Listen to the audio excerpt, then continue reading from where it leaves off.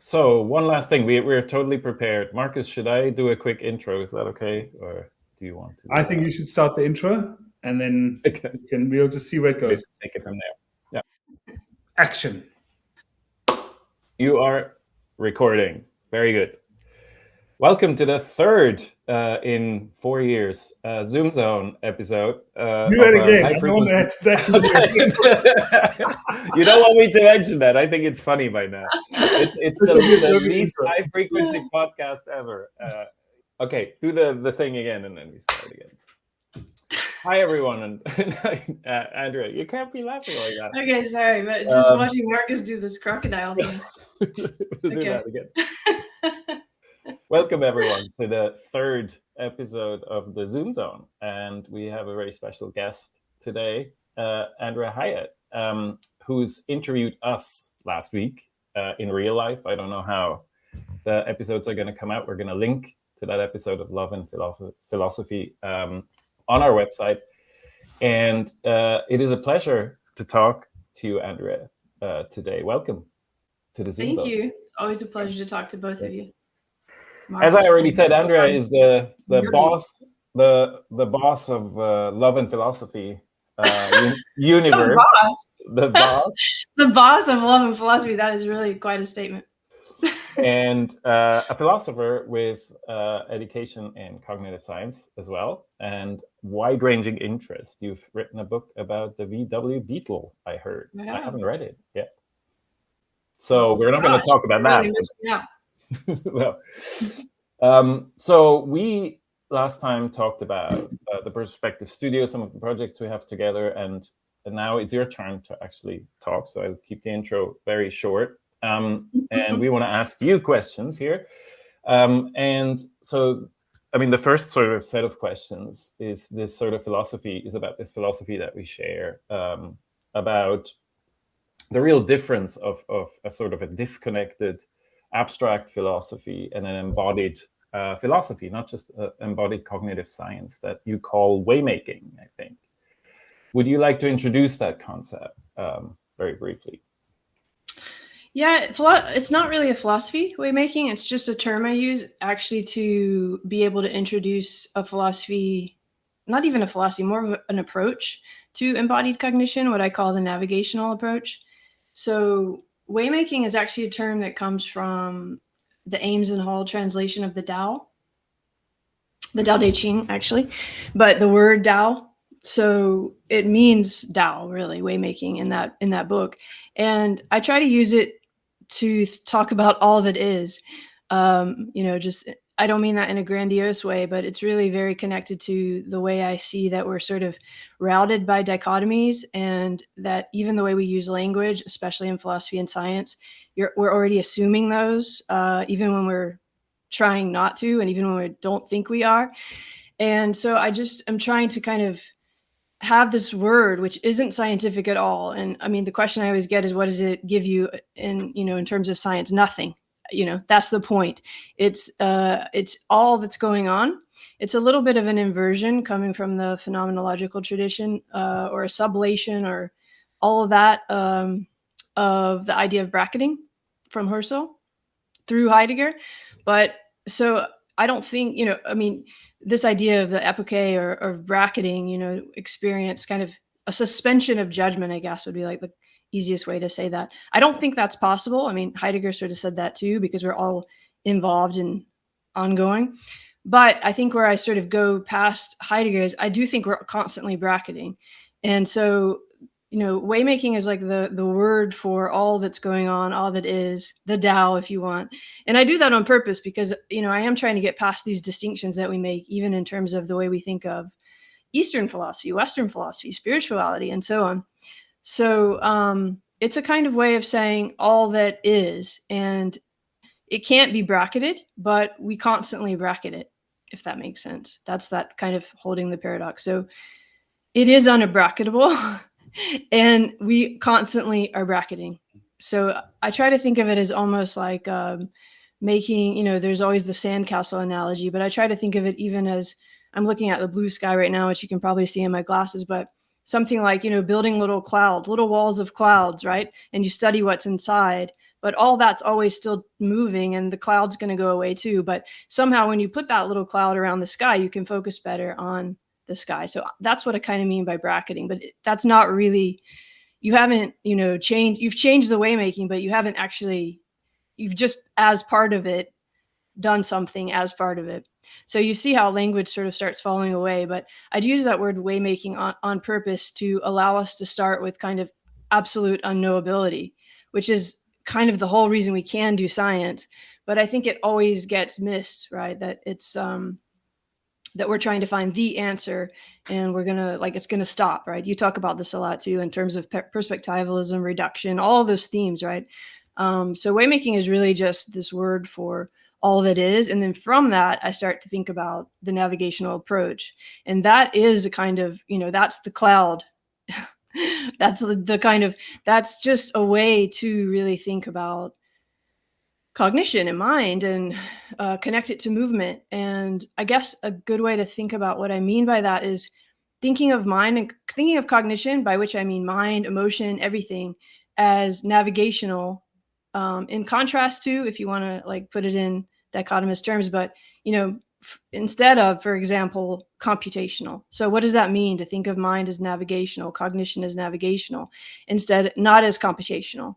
I think actually then we can use computation in a much more robust, if I want to think of WIMSAT, or, a way that actually matters. So that's kind of what I'm trying to do. I don't know if that makes sense. I would really welcome actually any questions you have, but I'm really trying to kind of just from the beginning say, we don't know, but we do know. We can always expand what we can sense and what we can communicate about.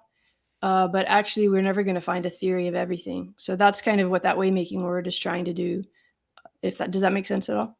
Totally, yes. I mean, we talk about, in my philosophical work and in our art, always about map and territory, but that's too dichotomous for you probably. And so it's kind of using the map to go through the territory, right? It's not being here or there. And we had this exhibition last year where we took Wittgenstein's "Whereof you cannot speak, thereof you must be silent" as a motto of a statement that we cannot accept. It describes philosophy obviously very well, because we have to do it through language. And as you say, we cannot perceive the world without language. But I like Hazok Chang, the pragmatist philosopher's attitude, saying reality is that part of experience that we encounter that's beyond our control. But we need to build our tools, our concepts to describe it. As human beings, we can't do any other way. But we have this extra experience that is more direct, that we have underneath, that is not conceptualized. And if we ignore that, we ignore that at our own peril. So is this resonating with the navigational approach? Yeah, absolutely. I love his work. Operational coherence, is that what it is? And active relativism, or is it relative activism, or active? Yeah, so activism. Active knowledge. He says. Anyway, it's a knowledge that's acquired by doing, and it's knowing how to do. Yeah, exactly. I love his work, and I think we actually share a lot of you and I and him and pretty much everyone that you've talked about with me, or that I've seen you talk about. It's trying to do something like this, right? Like perspectivalism, for example, or and everything you just said. It's trying to find a way to understand that we are able to there is coherence, and that coherence does change. It does become more communicative in different ways, but we're never going to find some absolute kind of final thing. You can't. And at the same time, there's no such thing as like non-perspectivalism that we're going to ever be able to name or find. Does that make sense? So I think we're all trying to, this is why the language is so hard, and why I talk about holding paradox, and it sounds so easy, but actually you're kind of entering this space where you're very present, and you're very robust, and you have to be really, really, really specific in the ways that you're modeling, in the ways you're doing science. Incredibly robust, but you can only do that if you've first understood the Waymaking, right? That there's not an absolute answer, and yet there are we are part of this. And so the more we communicate about this, the better we communicate about it, the more coherence there is in terms of the ways that we communicate about it, which is sort of the operational coherence. Then actually we are getting towards a space where we might understand better what each other cares about and what's motivating us at different levels, right? So that's what the navigational approach is in a way. It's like, what are we oriented towards? For me, that's the care. And I mean it in a really ontological, basic way, right? So there's like three aspects really of this navigational approach. I mean, there's the waymaking, this starting with a kind of recognition of, that everything is, and we won't know it absolutely. However, as we're part of it and as we notice it and as we train our attention and communicate, that's an important thing, then we're going to change it in ways that, how do we want to change it? How do we want to orient? So there's that aspect. And then there's this getting out of the dichotomy and into something I think of as constellatory. So like, I'm trying to think of more like constellations instead of 2 points in opposition. So I think about it as like trying to think of it as a star. Some people understand that better, with multiple points, right? It's just it's very hard, right? To get out of the dichotomy of always contrasting. But so I'm trying to like constellate. And then there's the idea of the caring as being the actual kind of ontological tension that's, if you have to get down to what's happening, it's usually about care. So in care, I mean, as what are we oriented towards? It can be as basic as a bacterium and a sugar gradient, or it can be a political body and what are we navigating towards, something like that. So you see, you get into the weeds very quickly here. That's great. And we can start at the end, not at the beginning. As who was it in Alice who said that the Red King, I think. So basically, the caring part is sort of really close to my heart and my own work, because we tend to ignore when we abstract too much, and we tend to get lost in our descriptions of the world. We get this computational view of the world that we can control everything because we can describe everything. When we do that, we sort of ignore the primal experience we have when we go through the world as small beings in a large world and keep on discovering the world. And the first thing we have to do is we don't have to solve the problems that we encounter. We have to identify the problems we want to solve. And I think this is, I just listened to your conversation on love and philosophy with Scot Rousse, which was very fascinating. Caring in that conversation meant for you to realize what is relevance. We called it relevance realization. And this is a fundamentally embodied active process, and the process of formalization, which then leads to problem solving in a formal way, because you have to first formalize the problems you want to solve. Is that so? Caring is not just a feeling or an empathy. It is what gives us meaning in life, right? Could you elaborate? It's the tension. It's the motivating force. Actually, Marcus, I would like to hear if this makes any sense at all from an artistic point of view too, because I think of it as a creative urge too. I mean, urge is a good word, right, for care, and I think creativity is really connected to that, and I think relevance realization is very connected to that too. But see, we're already starting with language, and we're starting with the fact that we can even notice what is going on and what is connected, what is relational, what is relevant. So, I mean, I think if you even just go to the sexual act or the most basic kind of any kind of reproduction, it doesn't have to be sexual, but you can think of it as a caring act. And that doesn't mean it's like a good thing. This is part of the problem, is that we associate care with something that's good, but caring towards actually tells you a lot about anything that's alive. If you just think of it as an urge towards, or an investment into yourself, basically. Yeah. What's that? An investment into yourself, basically, as well. It's like you talk about autopoiesis a lot. We both, I think, are very influenced by Varela and all of this, and it's the most kind of it's not necessarily an investment even. It's the urge of continuance. It's mattering if you take mattering as a verb without all this extra stuff, like just life coming into being as life, the mattering itself, the urge to continue, which you can look at as a cell, you can look at as some part in the cell, you can look at as the human body, you can look at as some social group. So if you just, it's, you know, it's that urge, right? And we feel that, we know that. But we also are that before we feel that, before we know that we feel that or know that. Yeah.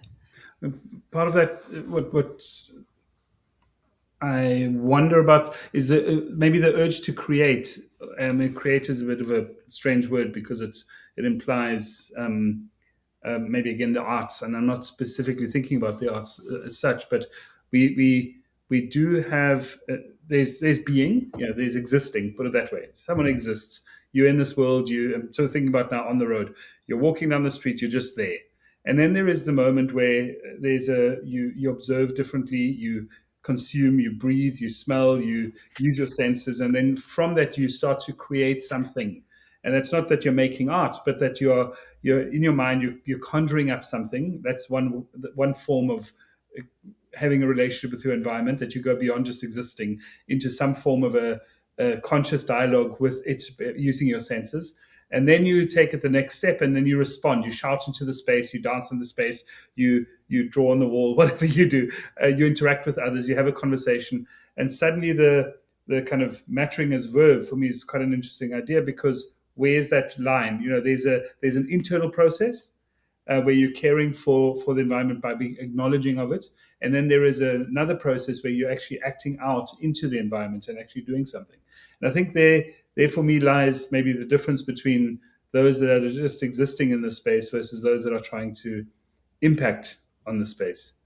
And can one be without the other? In other words, can the world continue by people just existing in a setting and not actually taking those steps, or will they only take the necessary steps, and are the necessary steps enough?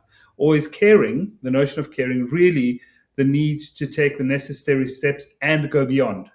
So I'm not just doing it in order to exist in a space and survive myself, but I actually am doing something that is creative, that's creating towards a gesture towards something else. And that's a kind of a form of being that I'm really interested in what you're saying right now. That's excellent, because that makes me have to talk about the hippocampus a little bit, or this idea of movement. Because see, when you think about mind, or we talk about internal, external, you see that's already dichotomous, right? That we've already decided that there's an internal and an external. Yeah. And there's like a me and a you. And I think that's very important. I'm not saying we shouldn't talk. I mean, that has gotten us somewhere. But what happens if we understand those more as different ways of thinking about how we're navigating? So you're navigating maybe in a different way when you're doing what you were thinking about as internal, you know, when you're kind of consciously, as a conscious body, conscious of yourself, of what you're going to care for. But, you know, as a little child, or as a cell, or as whatever, you're also doing that same urge, but it's without language, and it's without reflection in the way that we know it. But it's not different from that. And it's not like one thing happens and the other thing happens at different times. All of this is like nested together and happening at the same time. So I think we need examples in science that help us understand that space, that it can sort of make us almost feel like we're going to go crazy, because we really have to hold two things that we've not held together before in the way that you were describing. Those holding both of those together as somehow happening as part of the same process, which isn't mind versus body, but instead is something that we might be able to turn our attention to as what we've been calling mind, and as what we've been calling body. That's really hard to kind of separate. But I think the hippocampus helps us a little bit. That's what I studied in neuroscience, because we've really gotten to this wall in the way that we've been doing research. So this is a cartoon version of it, but just, you know, for the sake of not going into even more kind of crazy stuff. But most people, if you've heard of the hippocampus, you've heard of it for remembering and this more mental idea, right? Like HM, this famous patient who had epilepsy, and when the hippocampus was removed, couldn't form new memories. Again, I'm being very general here, so that was like, okay, the hippocampus is for memory, and that's this mental thing that I guess you're talking about, Marcus, right? Where you're internal. Yeah.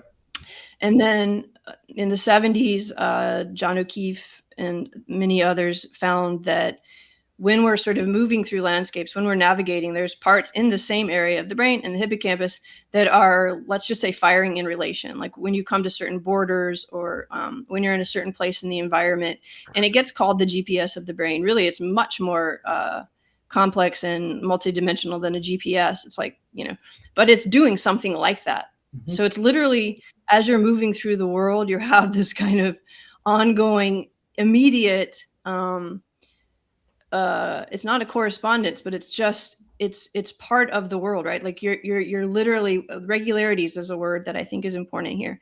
The way that your body is in relation to all the regularities is literally part of this part of the brain. So it's doing something there, let's just say.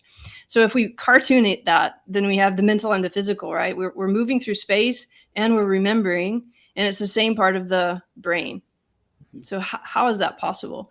And if you really look at the research, you start to understand that actually these are not the same thing. They cannot be reconciled together. Moving from here to the grocery store is different than me remembering my grandmother. However, they're both navigations of regularities of the landscape. Yeah. So I was also thinking that I was having this cartoon of you tracing a little path through some Zen garden because it's a Taoist concept, and so this is not. It's not so surprising to me, actually, because it's just two complementary aspects of what it means to trace a path. Because if you wouldn't remember the whole navigation, the whole point of making a way through life, navigating through life, it would be pointless, right? I mean, I think it's also, for me, about grounding. So what you said in the very beginning was, maybe some people could think that you're a bit of a relativist and we're coming back to paradox afterwards. But if you have this sort of yes and attitude and you're saying, oh, we have to hold paradox, aren't you just inviting incoherence? But what we want is a different kind of coherence that comes out of activity, not out of abstract thinking. Is that how we should visualize that? That's what it means to me, at least. Well, I think that's where the bracketing is, right? We're constantly bracketing, and because it's navigational, this is why I think the navigational approach is so rich, and it takes some getting used to, right? But if you really think of, so first we have whatever is, but to understand it, we can think of it through this navigational approach. So I'm not saying this is the only approach or something like that, and I'm not saying that what is somehow unknowable in this like grand sense. It's more the absolute. It's not unknowable in an absolute sense. We're not going to find the answer which will then stay the answer forever, but in each moment we can better understand and know it together, which is communicative.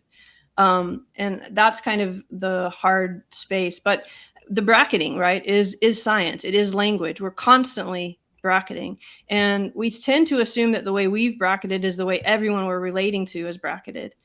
And so there's a misunderstanding there. And then we have so many different kinds of modeling that we end up fighting about which model is best, instead of understanding that all of them might be bracketing in different ways, different shapes, different paths up the same mountain, if I could say it like that, And so it's really I just think the navigational approach works for all models if you think of it that way, so that it's not that you need to throw out all your science, whatever kind of science you're doing.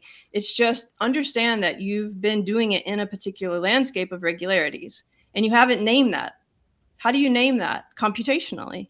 How do you actually put data on the landscape that you've been assuming?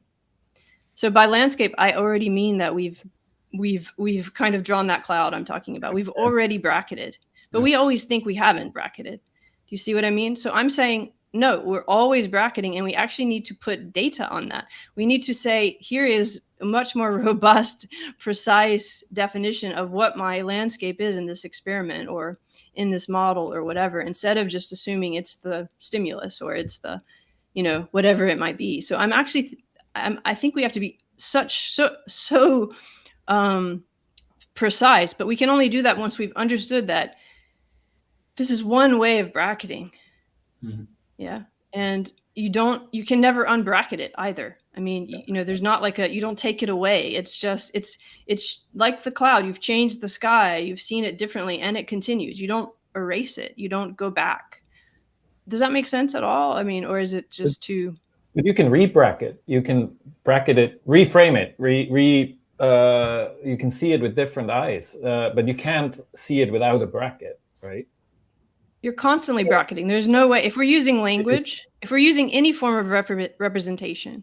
Well, I guess you can bracket it, or maybe I guess you can exist in that space of understanding that you're bracketing something, but acknowledging that someone else is bracketing it too.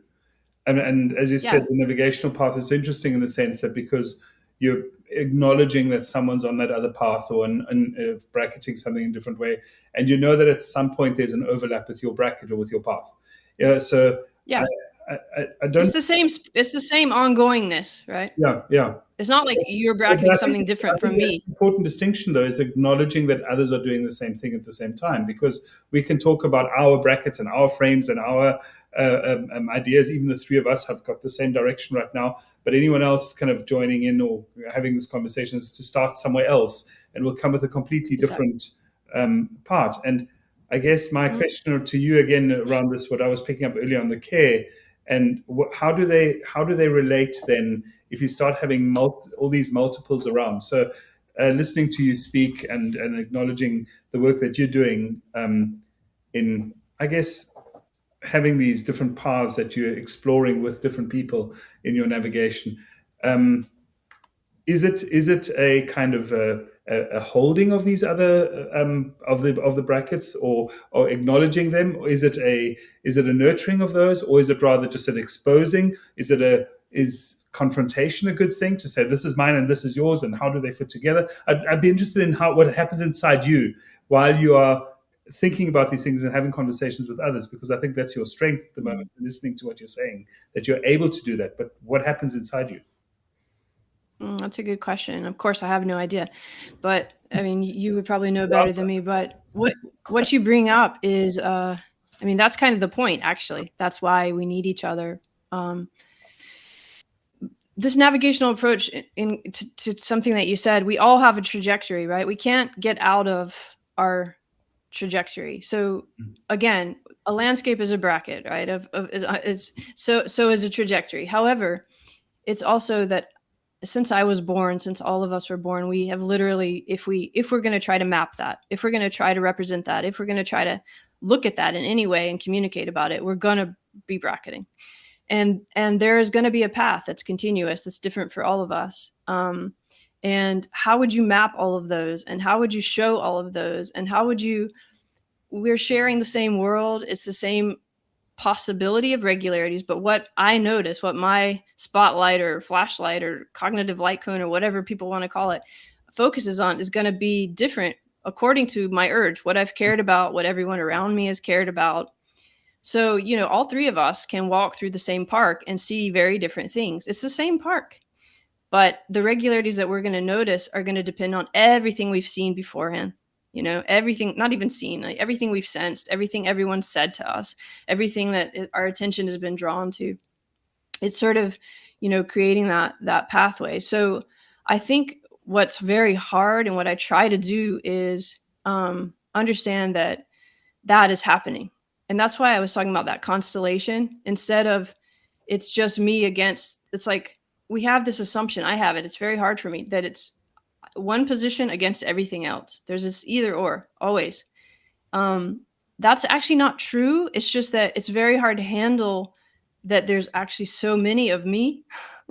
I am multiplicities. If you and I both, like if first Yogi and I walk through a park together and have a talk, and then I see Marcus and we walk back together, that's going to be different me's and different conversations, because we're going to bring different things out of each other. But it's also going to be the same, like that's the paradox that's very hard to hold. And how to do that in multiple directions at once, I think it's incredibly hard. And it's why I try to stay, I mean, sometimes it can seem too simplistic what I'm talking about, but it's simplistic at first. But if you really start to try to understand it, it's very, very hard. It's that I always come back to that Fitzgerald quote about trying to hold two things in mind without going crazy is like a sign of intelligence or whatever.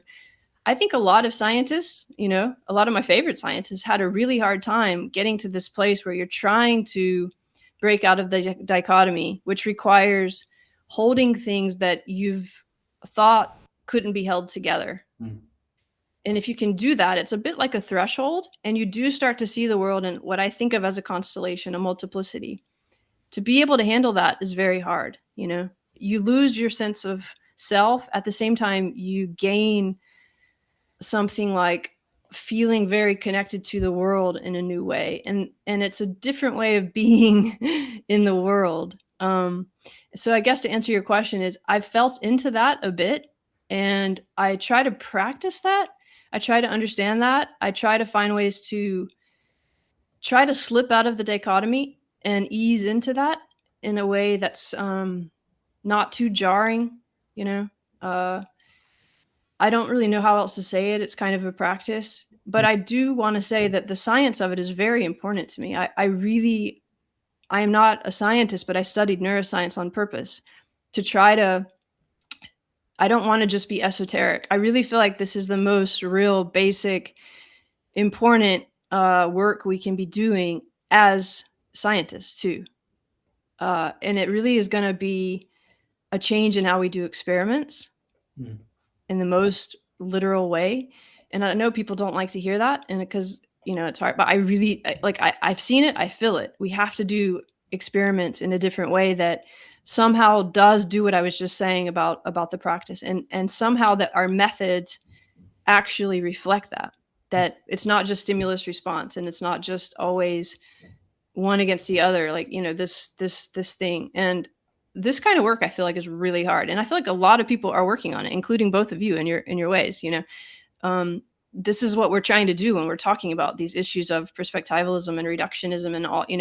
I really feel like so many people are trying to open this space in science, in philosophy, in life, in art, and it's the reason I keep bringing up the creativity and the urge is because I think there's so much possibility in terms of what we can sense together, and what we can build together, and what we can urge towards together.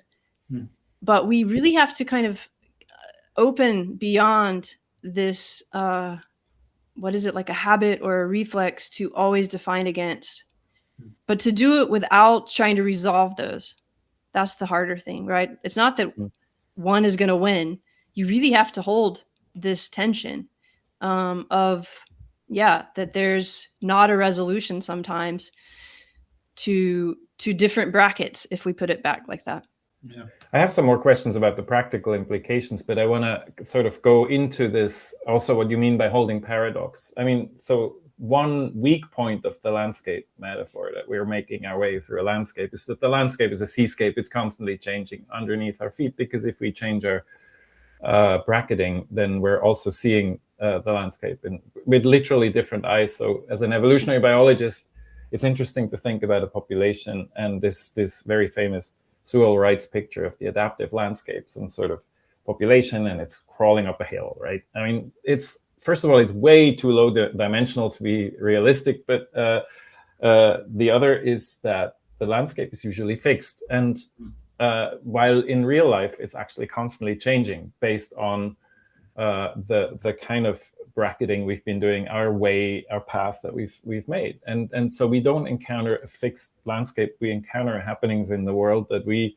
bracket in one way or another, that we pick out different things as relevant. We pick out, we focus our attention on different parts of the journey, and they don't have to merge into a coherent view, but they can be different strategies to explore that landscape, or to actually produce it while we're going through it as well. So if you believe in affordances and Ibsen's ecological approach, then you realize the affordance landscape, the meaningful environment. We live in an environment that's meaningful. That's what caring means, I think, for you.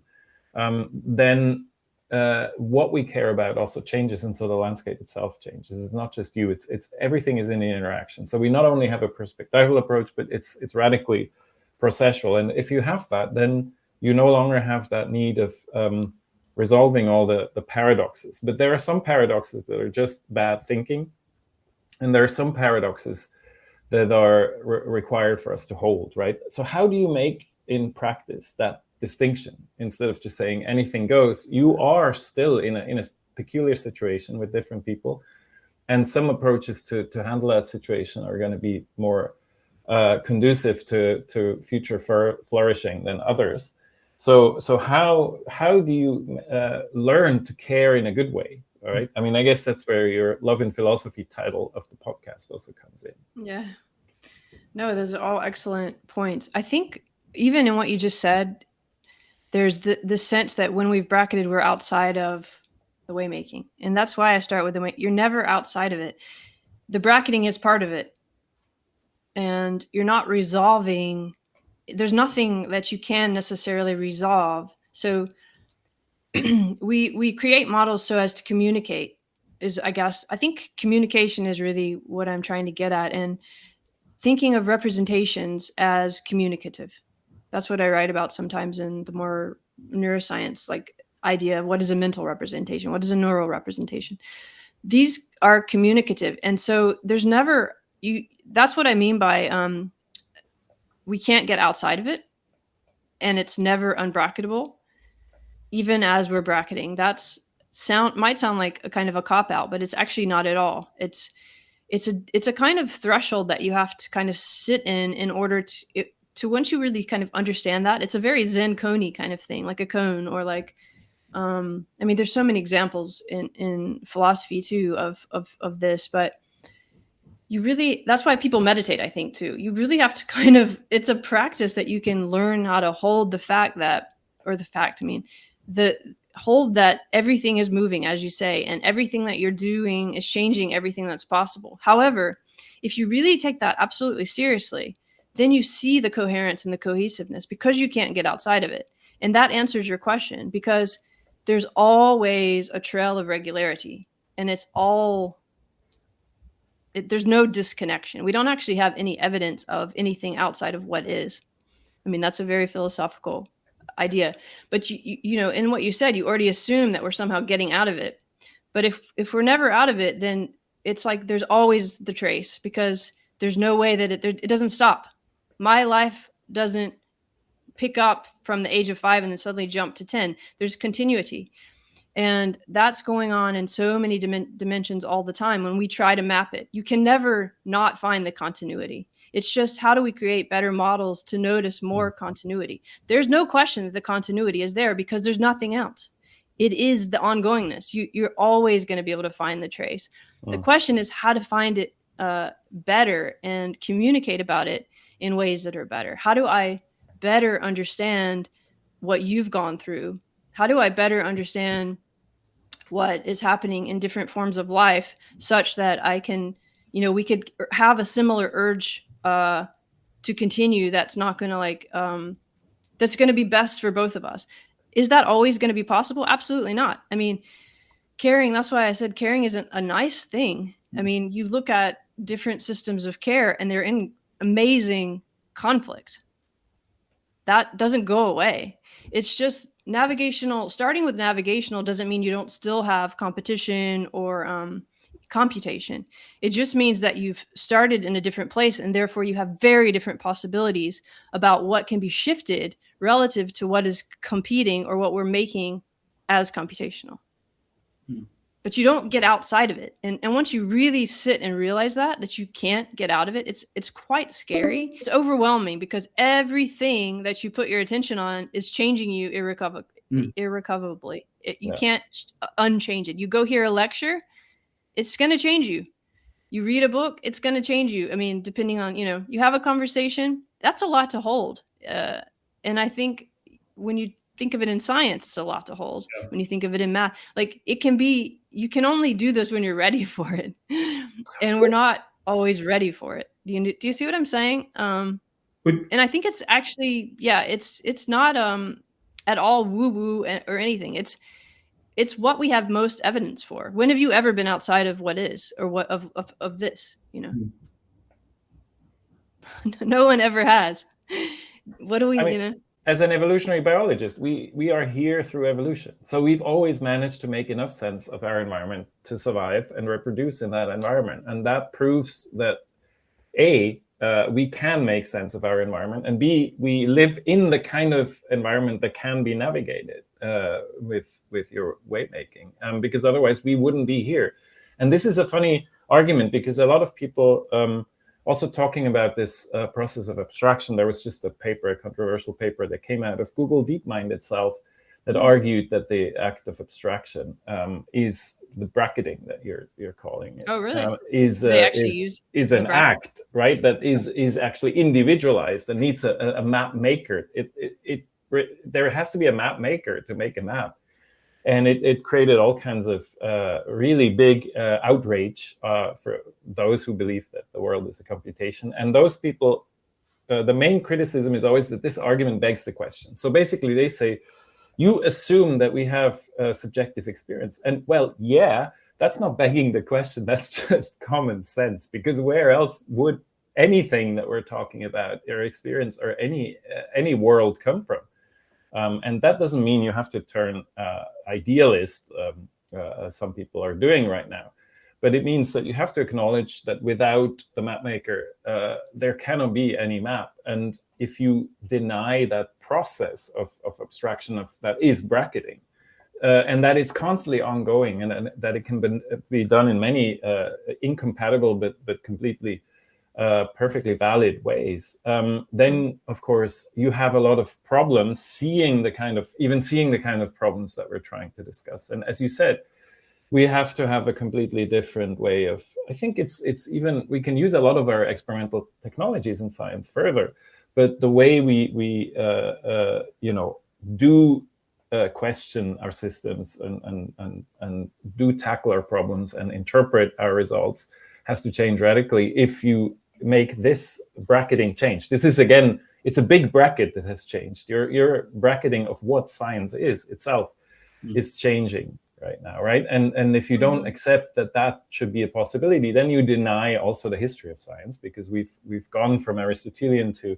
Cartesian to Newtonian science, where we had at least two very fundamental changes of what it meant to be doing science at all, which were part of our collective Waymaking in the past that are empirically there. You can't just deny them, and they're not. That I want to come back to that. They're not arbitrary, right? I mean, that's what you're saying. And they haven't gone away. Yeah, it's not like we didn't move from one to the other, actually. Yeah, but it's They're not all like still here. We can't define science in any way.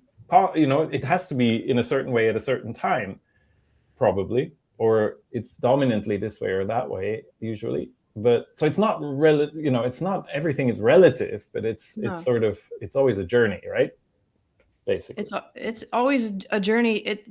I have this whole kind of system where you always have to. I mean, system is a weird word, right, in philosophy. But I mean, if you're going to bracket, then you need to say from what position you're bracketing, and you need to say in what landscape, which means you have to somehow find a way to represent.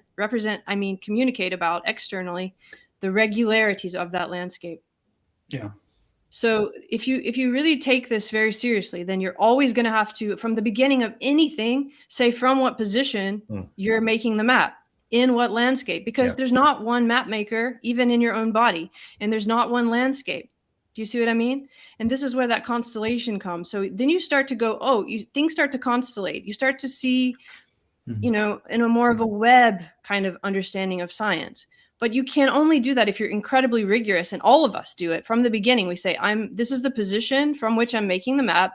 This is the landscape. Here's how I'm computationally representing the regularities. Here's how I'm computationally representing the position. All of this is a bracket. Yep. That's not what we do right now. We assume a position as if it's some kind of, even in the way you were talking, we assume there's subjective and objective. Those are one way of contrasting from a position. If I'm, we're probably going to end soon, but if I'm sitting in a room, there's always an opposite to me. That's the same way with subject and object. Those are real things. It's not relative to kind of in a relative way that doesn't, like it's not real. It's always real. But as I move through the room, my opposite of the room is changing constantly, to your point about everything always changing. It's changing in a regular way that could be computationally represented. I don't think it's any different in any of these other landscapes that we've thought of as mental and emotional and physical. It's just we don't know how to do it yet. We don't know how to computationally represent that for each other and we don't know how to say that this is a bracket, and also understand that it's changing. It's not going to go away, and we're responsible for it, and it's not something outside of all that is. That's why that holding paradox is a threshold. It's a very different way to think about what you're doing together and the responsibility of it. Yeah. And also to get more precise about that you're doing that you are bracketing, and you have to be much more rigorous about what you're assuming right now that everyone takes for granted, whether it's what memory is, or, you know, what decisions are, or, you know, all these things we just assume everyone knows what they are. I think we have to change that. I think we have to be much more computational about those kinds of things. But the only way to do that is to kind of step back and somehow open up to the possibility that we don't know everything absolutely and never will. But we can have computational models of what happened in the past, but we can't have computational predictions of everything that may happen in the future, right? For exactly that reason, because as we make the models, we're changing what's happening because we're part of it. Exactly. Yeah. That's exactly the point. Yeah. But you can still have predictions. It doesn't mean you can't have predictions. You can still have, you know, the more you can communicate, right, the better you're going to actually be able to steer the urges if that's what you want to do. It doesn't mean that you can ever absolutely do that. Like that's what we keep trying to do, and trying to do that is not going to happen because we are changing it as we try to do that. Right. Yeah. So paradox. That's the time to talk about paradox. So your book that's going to come out in the fall this year is called Holding Paradox, and whoever listens to your podcast will hear you very often say how important it is to hold paradox. Could you describe a little bit what you mean by that and what it is and why it's so important in our lives to do that? I think of it as a threshold or a way into different understanding of what self is and what's possible for our sensual bodies and for what we can do together. And that's a very big statement, but I honestly really believe it. And I think it's about this essential tension, you know. I think that there's always a sort of tension that is the urge of life. And I do think about it as what care is. I mean, if you've ever cared for anyone, if you've ever cared for yourself, care is a kind of tense, it's a holding of tension.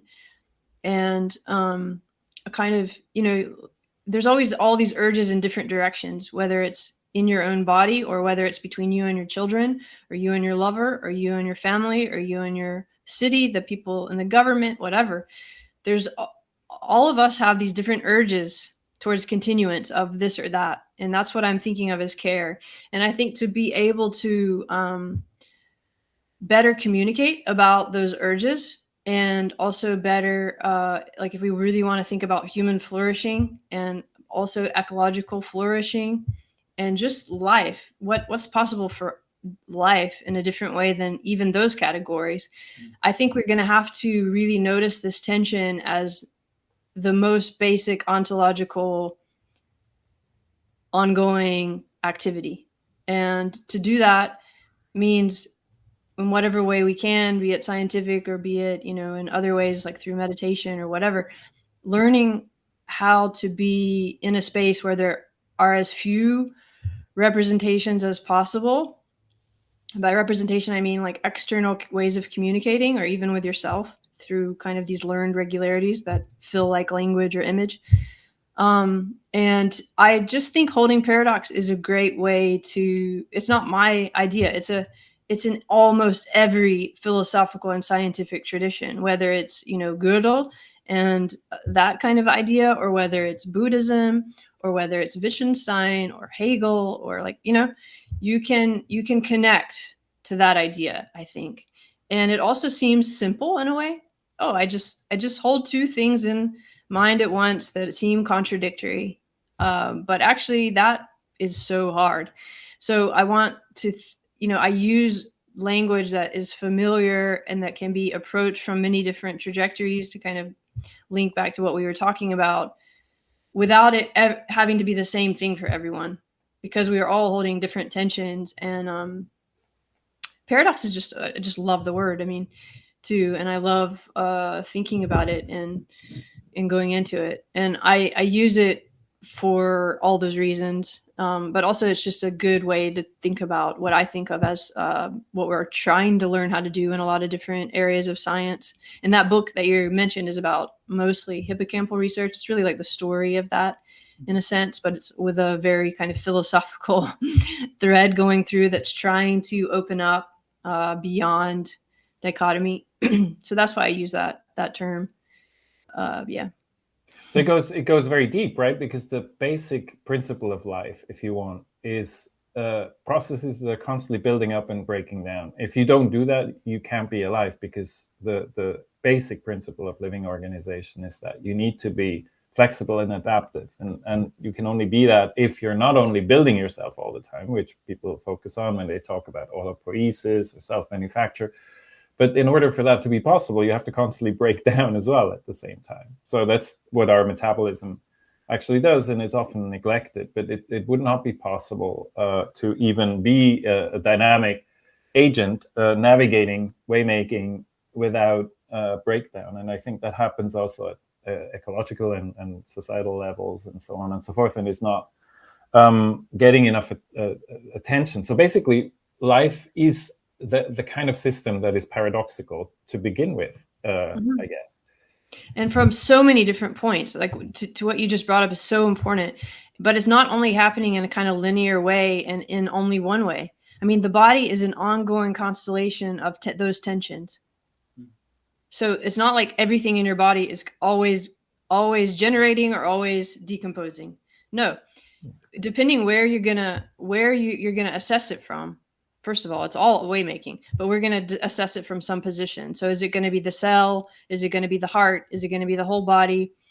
Once you've kind of determined what you're going to be assessing, what you're bracketing, from what position you're bracketing it, then you're going to see exactly what you just said. You're going to see some kind of generation and some kind of entropic loss of energy. There's, you can look at it, anything from both of those angles once you've established the position. But that very same ongoing action, if you're looking at it from a different position, might be exactly opposite of that. It might be that the entropy of one position is the generative energy of the other.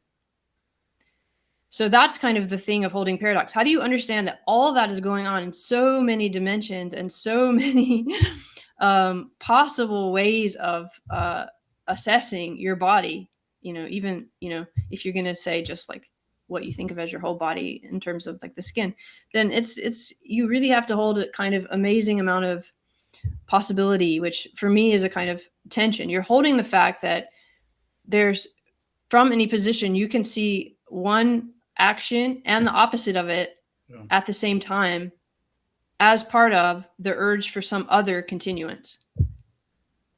So I find that super interesting, because that's what you bracket out when you turn the world into a mechanism, right? Because even if there's no magic here, but these kind of processes are not mechanistic, because the constant buildup and breakdown are, in a very Wittgensteinian way, making up the rules they have to follow.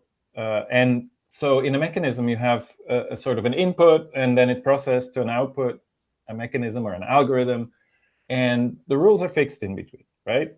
You have to either look at a short time scale where the rules stay fixed, or you have to look at the system where these rules just don't change. And this is also reflected in the mathematics that we're using. You mentioned Gödel before. I mean, Gödel culminated out of this series of paradoxes from Cantor to Russell that popped up in mathematics. And what people did is not, they lead to inconsistent outcomes, and so people just outlawed them, basically. So we've now restricted our formalisms and our mechanistic explanations to a dead world, basically, because the basic principle of life cannot be expressed in those. And so that's what I think is most important about pointing out this paradox. But then again, I want to ask you, how do you identify paradoxes worth holding and some not? You said before very beautifully that some of them are a good thing. The liver, fortunately, always regenerates, but the brain,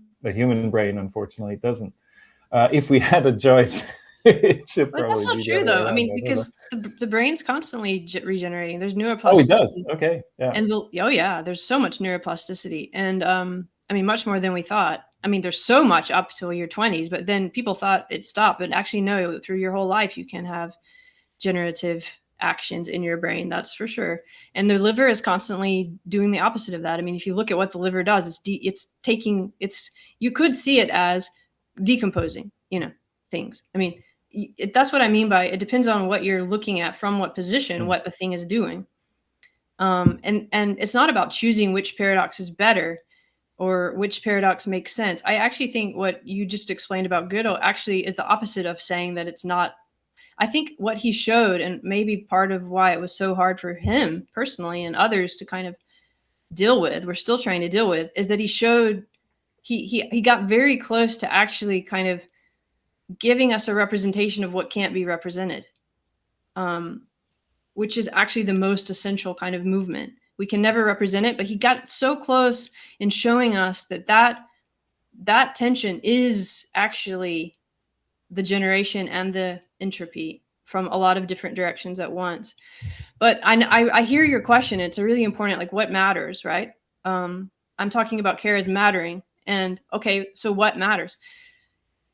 Exactly. Like look at what I was saying about the position. If we take any position and you ask what matters for that position, you're going to learn what that position is, actually. And I mean that in an ontological sense, as well as when we start to think about it in terms of epistemology and ethics and so on. But I don't mean it first as ethical and value and sentiment. I mean it literally as the urge towards what? If you're looking at a cell, it's got an urge towards its own continuance, And if you ask, what does it care towards? You've just defined it. That's what autopoiesis is in a way. And it's not any different if you look at a politician as a politician, because no politician is only a politician. But if you're looking at it from the position of someone who is a politician in the landscape in which that makes sense, and you ask, what is that position caring towards? You can't not, you see what matters for it. Does it matter for you? Do you want to support that person or not? Then you see what I mean? So it's not that what they care for is the paradox that we should hold and the other one is not. It's that it's all tension. But how do I better understand what these different orientations are? Because those are the orientations that end up in competition, end up in war. You start with the care you're caring towards. Maybe it's towards money. Maybe it's towards power. Maybe it's towards a glucose gradient. But there's not, you can see what the position is carrying towards, and then you can very easily understand or better understand how the conflicts and the competition arise. But right now we don't do that. We start with the competition and then we have two sides and we decide which one wins. That's really different than starting with what is each position carrying towards. And then you have this constellation of kind of seemingly chaotic caring, because there are all kinds of cares coming into tension. We can see that in our own lives. We want chocolate cake and we want a nice body and we want, excitement in this way, but we also want stability. Those are urges for some kind of continuance. And we're constantly holding that tension and figuring out how to orient it based on everywhere we've been up to this point. And you can look at that in different ways, as cells, as our body, as humans in a city trying to make the best city they can for everyone involved. Do you see what I'm saying? So asking which paradox to hold is not really, that's still in that as if you have a choice of holding. You're always holding the tension. How can you better understand what other positions are holding? And how can we model that computationally and as mechanism? It doesn't mean we assume it's mechanism, but we can use that way of understanding it so long as we understand that it's a bracket. It's not that I'm a mechanism or you're a mechanism. It's that we can communicate representationally through that language, which we do anyway, so as to better understand how all these different urges towards something are coming into competition and conflict, or generating and creating. And then you can orient like, okay, what do we, as this political body, as this city, as this zone, what do we want to orient towards, and how are our different kind of urges towards what we care about coming into creating obstacles towards that shared urge. It's just a different way of looking at it. But then you can't really say which one is my urge better than yours. I mean, from my position, maybe, right? From your position, no. It's not about better or worse, right? I mean, we're all unified in our urge in the drive to survive, right? Yeah. So that's so to answer your question, it's always going to be which paradox matters, or which one you take seriously is going to always also matter from what position you're looking at that question, right? Yeah. So I can't help but think of the first things you get taught when you go to an art school, and is to sit down to observe the world and to draw a still life or something in relation to the objects that are standing on the table, and not to draw the object, but to draw the space around the object so that you can find the edge, because you don't want to draw a line at the edge, but rather let the object emerge out of it. And all of these very basic exercises of observing and positioning yourself as the observer, but at the same time also realizing your role in actually making the mark that represents something else. And as you're talking now, I don't know, maybe because I'm drawing while we're talking, there's this natural extension of what, and I'm curious about your take on this. I guess the artistic pursuit versus the scientific pursuit, and the way it's understood at the moment, in your mind. I find that there are gaps on both sides, and as you're talking, I'm realizing that there are some gaps that I feel are maybe less as an artist in my position to the world, because I'm assuming that everything you're saying is already part of my process. I cannot make a work without already asking those critical questions. However, I think, and maybe I'm wrong there, science is being pursued without asking those questions. And so it's again, it just is an observation around these two worlds that should be so integrated in such a more meaningful way. And I love that. Yeah. I think it's such a contribution that the arts are so much more important than we think. Art is much more important, but it really teaches us. I mean, I've often thought about when you go to the museum and you look at a painting, if you're really looking at it, it's teaching you how to hold the tension in a way. And it can also teach you how to, I mean, there's something really incredible going on there in terms of how your body can habituate to the way it sees the world and is in the world, which is really what we're trying to do in science too. It's not a different act. Somehow with music and art, these are just very different for the body in the way that it sticks. You don't need so many complicated representations of maths, and, those are more important in different ways in terms of rigor, because with those kinds of representational systems, we can share them. We can share math, and then we can, do things together. And art, you do still have, like, of course, things that are shared, but all of us can come to the painting or to your artwork and see it in a different way. And we know that that's happening. And somehow there's something about that very process that is actually changing. It's like teaching our body something, if that makes sense. It's like showing us how to be in the world as a different kind of sensual body. So, that makes sense. So coming to your point then of asking also the question of measuring whether it's the paradox or the position that one takes, or and setting the tension and having that. I mean, the idea of some kind of computational model that tries to do that is once again a very the need to measure in order to make sense of it, in order to then explain it to someone, when actually we already have the explanation that's deep inside us. We just don't have the language to express it. And I'm just summarizing in another word what was said before. And so I do have the question to you around how would you attempt, well, not attempt, but how does one actually make sense of that artwork that you're sitting in front of? And as you said, you're comparing it to a mathematical understanding of the world in a different way. And yet we've got ways of measuring the one, but we have not found ways of measuring the other. and maybe they shouldn't be measured. Maybe there's a very different intuitive relationship, as you said, a bodily one that's in there. And that is the exact paradox, is that you're holding both a formula and something that cannot be put into a formula, and both of them have to coexist. And we need to learn that process rather than trying to always measure the thing that we cannot understand. Maybe we should be measuring our ability to hold both rather than giving that a value. And yeah, I mean, it goes all against every art school that's ever taught anything about art. It goes against the art market and everything else. But that's exactly the point. Is it's fallen into a trap of trying to apply a measurable value to things that should just exist in that tension, and we should be able to, as holistic bodies, be able to understand that that's in us and just accept that rather than measure it. Yeah, I love, I mean, in a way, you're describing what I was trying to describe with the whole waymaking, and holding tension. But just to bring up a few points that you made me think of is, well, okay, when we see a piece of art or we hear music,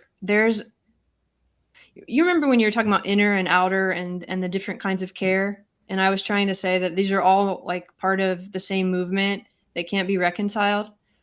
It's kind of like that, but it's happening in different ways, right? And they're not opposite ways. Part of me wants to say, oh, and there's a scientific way in art, but it's not true. Mm-hmm. Because let's say I hear a piece of music, or I walk into your studio or whatever, and I'm just something, my body is affected, or I mean, there's something that happens on a level that is bodily in both ways, with the math or with the other. But trying to understand them matters differently in different ways, and needing to understand them matters differently in different ways.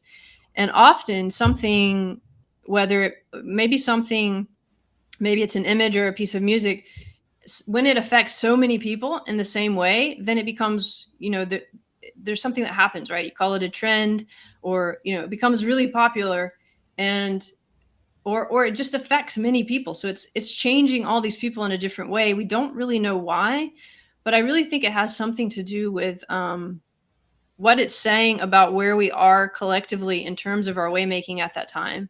If you look at different periods of art, for example, and like whether it's Cubism or it's, these different movements, you can see how they're doing what I was trying to say to this. The society is able to sense something without putting it into words or math representations, but it's something that's collectively happening, and they recognize it in that expression. I'd argue that it maybe even comes from a need. That's the urge. The urge is there, that it emerges. It has to emerge somehow, and it then gets taken on as a revolution, as a reinvention, or as an acknowledgement of what sits in society that we don't understand, or in ourselves. Interesting. And it's such an important thing, but because it's happening in a different that is representational, but it's not words and it's not math. Yeah. But those aren't opposite. Do you see what I mean? Yeah, because it also happens in science. I mean, think of Einstein and relativity and what happened there.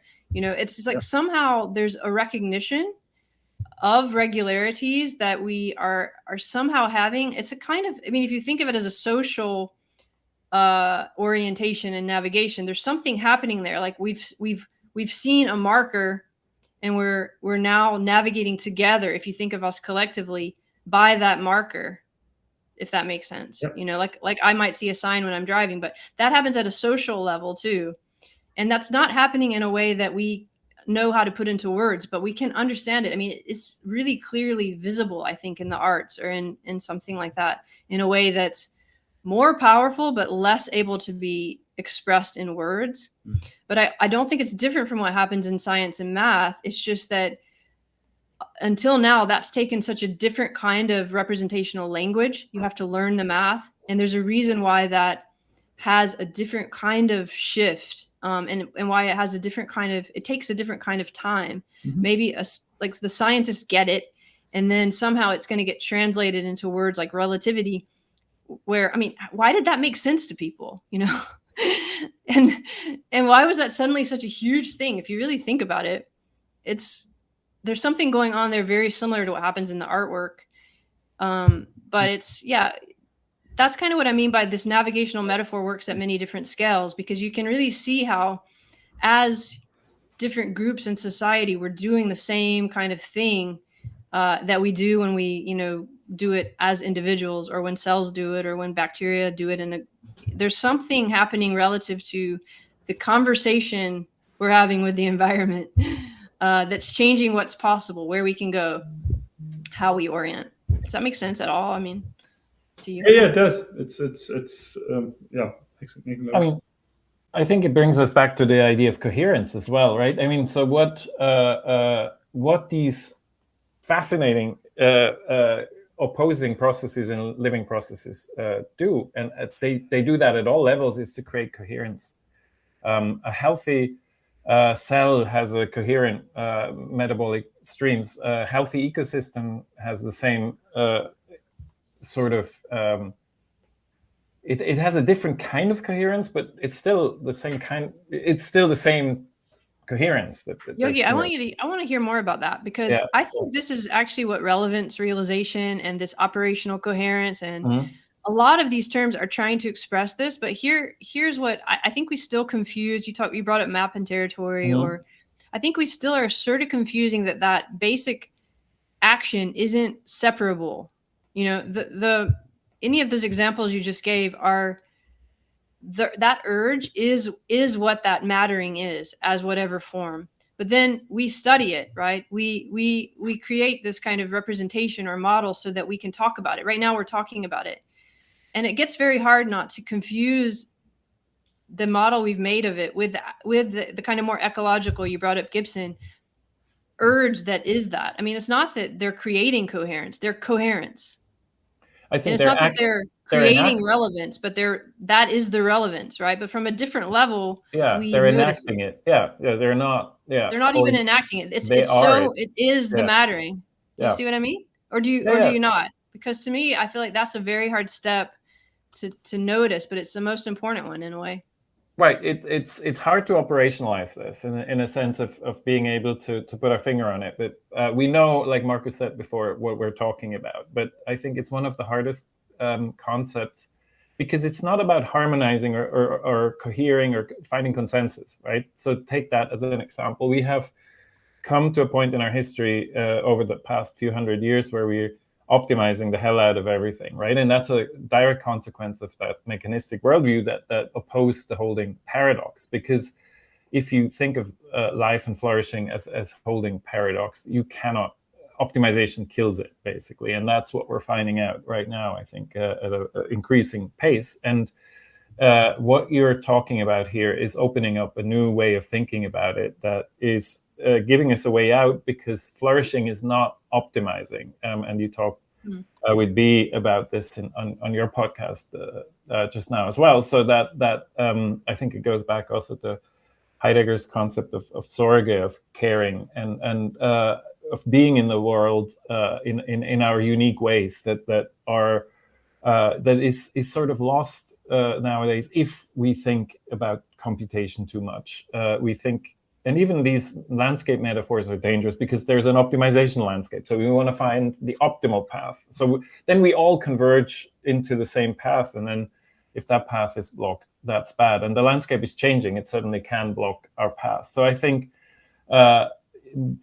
everything you said points to a different kind of coherence, a coherence that comes out of what we call opponent processing in our paper, but which is the holding paradox, exactly, because it allows you to explore in an entirely different way, without this need, without the urge to unify or homogenize everything that we have, and to make everything efficient. I mean, efficiency, I think, is the killer of that kind of living coherence.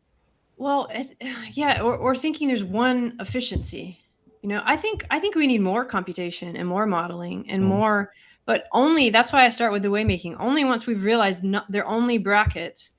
Right now, we're oriented towards finding the right one, the answer, the theory of everything. That's a waste of energy, in my opinion. There's not going to be that, because we're part of it. So long as we are trying to understand, we are perpetuating what can be understood. because there's not a beginning and end and an outside and inside. That's really hard to hold, but once you kind of do that, then you understand, okay, so what are we really trying to do? We're trying to better communicate about the things we care about, and at all levels, not in a sentimental way, such that we can create ever more exciting things to care about and continue in a way. And so I don't think the models and the efficiency are the bad thing. Of course we want efficiency, but it's that we think that's the only goal. That's exactly, that's not actually what we care about. Over the efficiency has yes. become the thing we think we care about, or we're supposed to care about. And that is a major confusion, because then we end up, with narrowing in the way that you're saying. But if we understand that efficiency is maybe something that we could use, towards whatever it is we care about, that's a whole different way of orienting. But we don't think about what we're urging towards. We don't look at it that way. We think of that word as somehow weak or something. We talk about it like as goal oriented or something like that, but I don't think that's gritty enough. And I really think that what we have to understand is that we are caring towards things, and by doing that, we're changing what's possible for what we care for and for what we create. It's and yeah, so efficiency doesn't become like a negative thing. It's just like efficiency towards what, for what is it we really want? And once you start asking those questions, you really have to constellate. You have to start seeing that there's many possibilities, all kind of in tension. And the better that we notice those and can communicate about them, the better that we can actually have more possibilities for all of us to get what we want, because we start to understand what we want. What do we really want? If you think about it in technology, if we could slow down for a minute and really think about what we want. A lot of people just want attention right now, or they want to be seen, or they want to be successful. But that's not, if we could slow down and think about what is it we're really caring towards there. It's something different than getting 100,000 followers or, all this kind of efficiency talk that we're having now. But that's a very different conversation than the one we're even like thinking about having, right? Is it though? I mean, I think, so let's talk about, this coherence, right? Also of so we're talking about paradox, and then we're talking about how coherence can come out of paradox, but you can think about projection. I mean, we have personas that we project, especially online when we're talking on a podcast. You said if we go to the park and we have a conversation and then we meet Marcus, then you're a different you. So we have now multiplied these kind of personas online, and we've brought them back into our private lives. And it leads to a decoherence of our experience, because we are so many things that are really not us, but are what we think people expect of us, that our own needs sort of get lost, right? So I think this is a nice example of a process in which, just like you said before, the optimization towards efficiency has gone wrong, towards one measure, really, more than something you really want. It's like Goodhart's law, and when the metric in a system becomes the target, then the system becomes, the incentives get derailed. Like when surgeons are measured by their success rates, they refuse to take on difficult patients, or teaching to the test or something like that, right? So that's where Goodhart's law applies. But it's a bit of the same thing, so that I think a very interesting scientific question here is what is the quality of diversity of paradoxes? I'm sorry. I know that you told me before it's hard. You don't have to teach it. You just have to hold it. But exactly. But what is the kind of process that leads to a higher order coherence? We have no idea, as far as I know, scientifically, how that works. Well, I think Marcus gave a good example, or when we were talking about art, right? This is kind of an interesting way to think about it, because if we all look at one mushroom, in the museum, or we look at one painting or whatever, so there's some weird tension going on there that I think it's messy to try to talk about. But we all go and we want to get it, you know, and we want to be part of something, right? Like we want to share this kind of this movement that's happening. There's a piece of art that everyone's excited about and we want to get it. And so there's a lot of different ways that we can kind of be part of that happening, you know? Like we could just say we get it and we could sort of just get picked up in the energy and kind of go along, and we're not really even caring or thinking about it. It's almost like you go to a punk show or you go to a rock concert and you're part of it. But you might also do more like what you did, and you're like, why is there a giant plastic mushroom in one of the best museums in the world? I'm referencing another conversation we had. And then you start really thinking about it. But obviously it kind of mattered to you, right? Because somehow the world is caring about this mushroom, this plastic mushroom, and you want to know why, and why don't you get it? And like, why is that getting attention? And you see, there's this whole process that's going on, I think, that is never clean in a sense of like there's a right or wrong, but there's some kind of coherence or relevance realization happening there, you know, at different levels. We're all kind of looking at the same thing and trying to see where everyone else is at relative to that thing. And I think what happens with technology is that we get like everything just gets routed into you have to think this, and if you think this, you're going to get more followers. And so people are getting routed into these kind of digital trajectories that aren't there's not the space where you're actually in the place together with your bodies and feeling all of that. And it becomes even more narrowing because it's about something like a representation on a screen. So you're like, it's already doubly represented.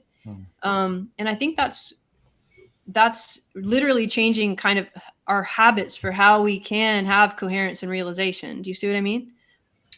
When you go to a rock concert with your friends, you can see in their bodies and you can talk about it afterwards. What was the coherence? What were you realizing together? What was intention? But online, the whole thing is about grabbing your attention and routing it so as to be optimal and efficient and make money.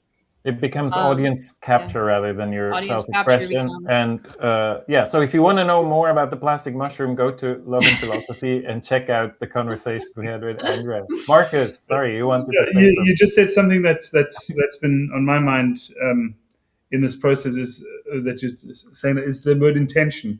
So at what point does intentionality completely become irrelevant in today's society and in the way that we're looking at all these positions that we take and the data that comes to us, and we're just accepting that there's more of me in various forms, and all this data that I'm willing to take, and suddenly I forget that someone actually had an intention in doing something specific for me because it's all just been mediated all the way along. How do you make sense of that? I love that you brought up that word because you know that, I don't know, you probably know, but that word is very philosophically rich, intentionality. And I've had to think about it a lot in terms of thinking of this navigational approach and orienting as a kind of, at some level, a kind of intentionality. It's a kind of, what are you urging towards? But also there's all these different levels, right? You have a bodily kind of urge that we were talking about with maybe the way the music affects you. But I could also then, I can also within my body draw my attention to that. And maybe someone tells me, oh, that band really likes this person that you hate and they're giving money to this person that you hate. And then it starts, the relevance landscapes, it's always landscapes, by the way, are starting to change in my approach there. So is my urge and my intention alongside my attention. Yeah. And we're constantly doing this for each other in different ways now with technology and we've always done it with books and with art and with science. This isn't new, but the kind of the medium is a little bit, it's a lot different in terms of where we're spending our time.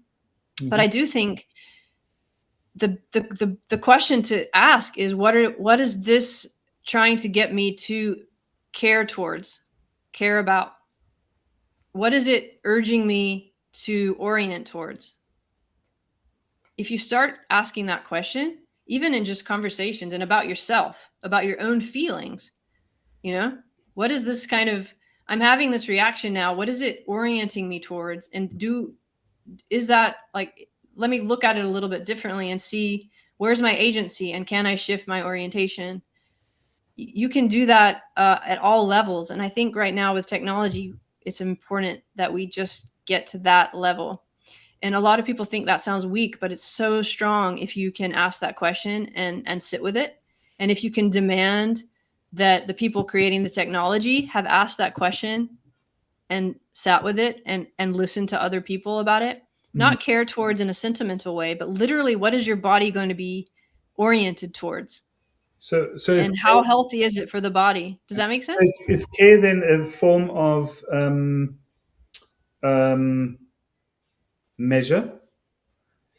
As in, I mean, I'm just the way you're saying it now. So if I am entering into a moment that I agree or disagree with something, or I have a relationship to it, or I have that I then actually use my careometer to see whether or not this is of value to me, or how I engage with it, or where I place it in my hierarchy, even if it's not a hierarchical hierarchy, but like in my organogram of Your things. hierarchy. Yeah. So in my organogram of life, I will measure my conversation with you and with Yogi very differently to the person I'm having a conversation with in the shop where I'm checking something out and she's grumpy with me because I wasn't fast enough, or whatever the case might be. So you have these kind of two very different encounters.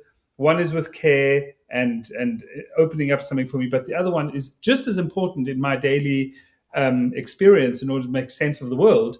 But yeah, I need to use the word care in a really interesting way there. But yeah, I find it interesting as a form of measure. I know measure is maybe the wrong. That's wonderful. But measure is such a weird word. I always say assess, because measure, but it can be, you can measure caring, but caring isn't measurement. Yeah, but that's what's exciting. What you're proposing to me at the moment is that if I have a new value system to attach to things. So there's, for example, the hope currency. You could call hope a currency that says if something gives you hope, it's good. Boom, very simple. And then you use good in your kind of form of making sense of the world. And you're saying care is one of those qualities.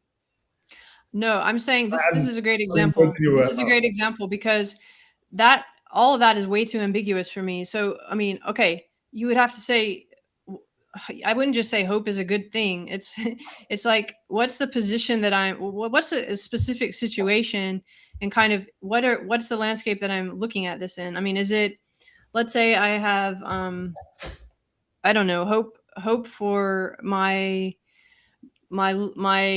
brother to win the baseball game or something. I mean, it could be very mundane, but of course, then I can see that kind of is going to be in tension with my best friend whose brother is playing on the other team. And there's not a resolution to that. It's just that we have these different urges, and that's generative. It's not a bad thing, but doesn't it help to understand that that's coming out of care?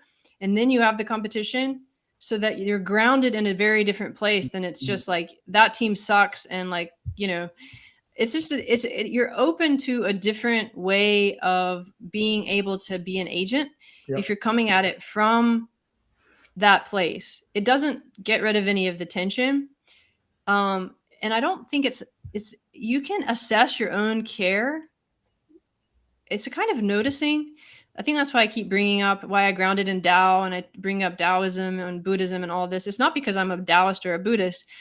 It's just, it could be also walking or exercise I talk about a lot, but getting into being able to sit with it and notice it. Being able to sit with it and notice it, right? And not assess it, not judge it, not measure it.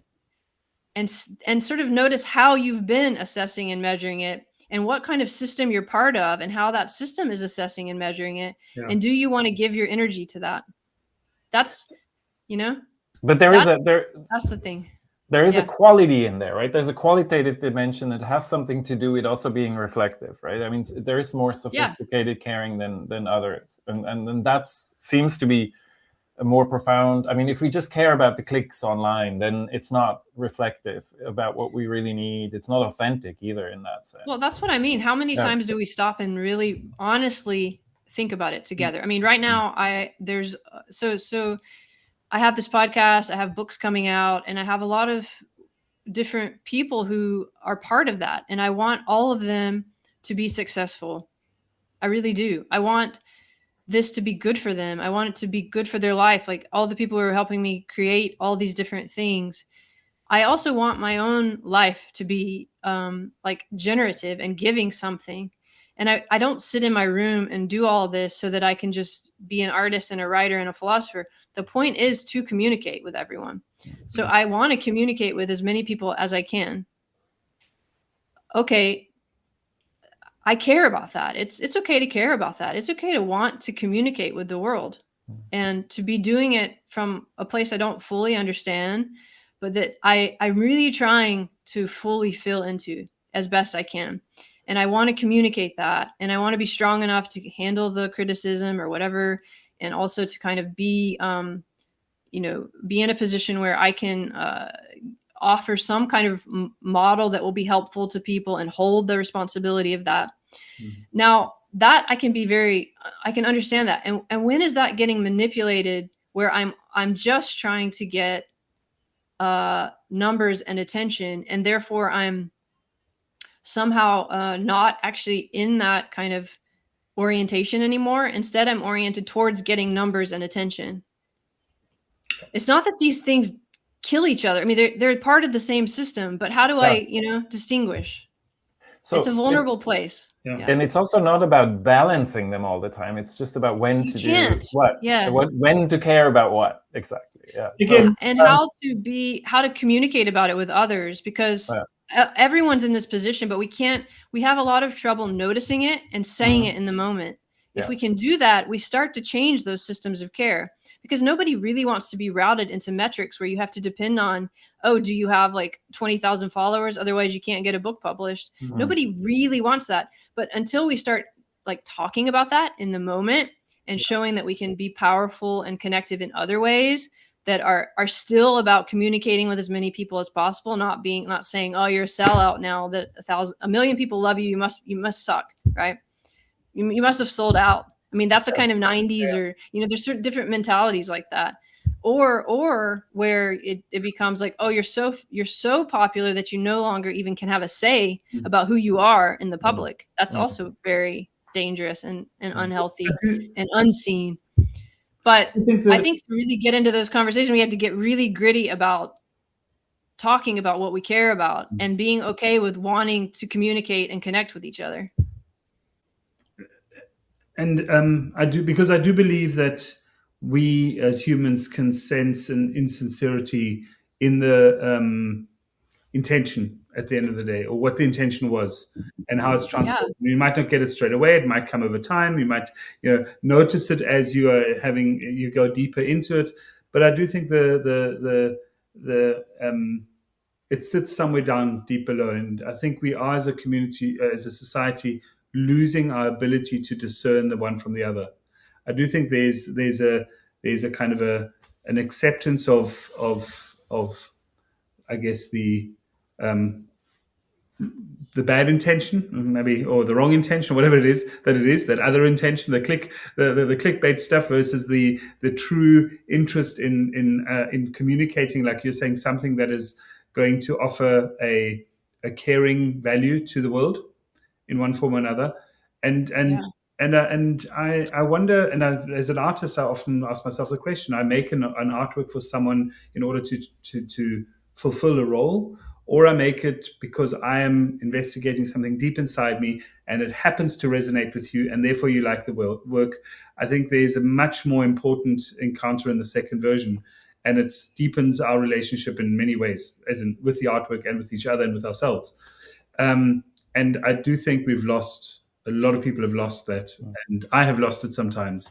And it's so easy to lose. This is such an important point you're making. I don't want to interrupt you, but I just need to say it's really the point that we started with, because it's this embodied cognition as navigational. You are a compass, and the extent to which you are in touch with your sensuality and able to express it and be present with it, which is very hard, to be your body. I mean, then the greater you can orient in the way that you're saying that's meaningful. And because we're all connected and we can't get out of it, we can't unbracket, that resonance and coherence is going to happen when you're in that state.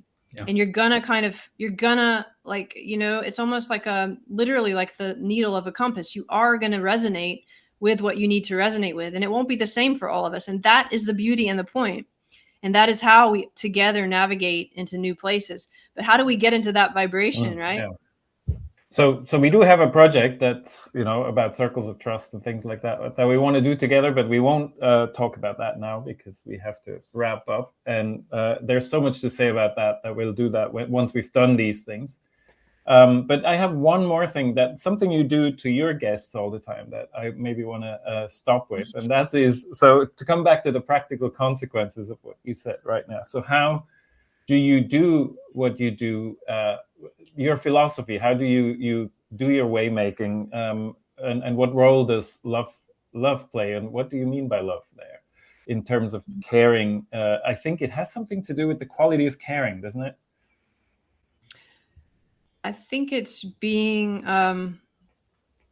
okay to be seen by yourself, seeing yourself and letting others see you. It's really the task of a lifetime, because what you're actually doing is seeing others. You're understanding that you're not able to be separate. You're never unbracketed from everything that's around you. But the way into that, weirdly, is to kind of take it seriously that there is life that's precious, that you're part of and don't understand. And when you start to let yourself do that and sit in that vulnerable place of caring, I do care, you know, it's really admitting that I actually care. Okay. And that's an urge that's bodily. It's not anything to do with my head. And I don't know what it is. I mean, I did it way before I had language. And how do I feel into that? And then how do I find people who are going to actually feel it too and not judge me? How do I not judge them? At the same time being discerning, you know? I think that is the greatest sort of source of love, is to be able to care and feel that you care. And it doesn't even matter towards what at first. It doesn't have to be a healthy, good thing. It's just feeling that in your body. I have the urge to whatever. It can be as negative as you think, but to change that, you have to feel it. And then maybe you have to tell someone, even if it's your notebook, you know, somehow you need to represent it. Maybe it's make art or music or write it in your notebook or whatever. It's just a place to start, and it starts to open up what's possible for your body. I think that doing that for others is probably the greatest expression of love. If you can do that, if you can help people do that, and it's actually the greatest thing for you, even if no one ever knows you did it. But I don't mean that in a sentimental way. I really think that's what we're seeing around us in nature. And sometimes it's vicious, you know, sometimes it's a mother bird like killing something to feed her young. If you can start to kind of feel into that as coming from care, and that being a little bit scary and not so pleasant, you're starting to hold the tension. And I think you're starting to feel what I think of as love, which is not escapable and not always pleasant either. Sort of like a modern day agape, very beautiful. It's a very nice concept that I love it. Marcus.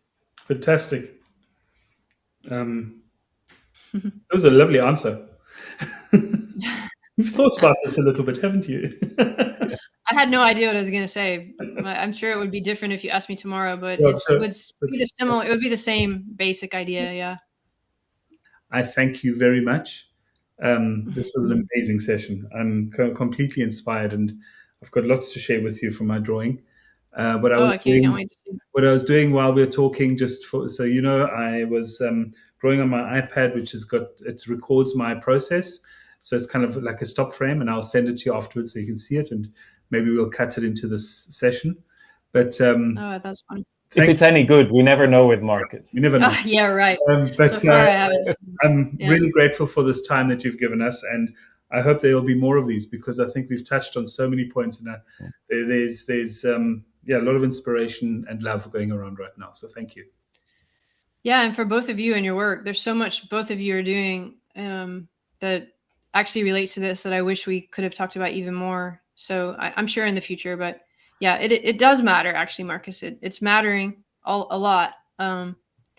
Just that we try, right? That we get here and talk, and we let it be a little wild, and we go into different places that are kind of strange. And maybe when we listen back, we notice things we didn't notice before, and all that I feel is like really meaningful for me. And if it's so I appreciate you both. If it's okay for you, we're going to leave it as strange and as exposed as we did it today. Because I think it's good for people to hear and see that these are the processes we go through when we think out loud and when we share ideas. I think more people should join us in these sessions. So thank you so much, Andrea. It was absolutely fantastic. And thanks, guys. Yeah, let's do. There'll be more of this. Yeah. Okay. Perfect. Have a good day. Yep. You too. Thank you. Thanks. Bye. Bye. So I can't say that. Oh no. All right. Yeah.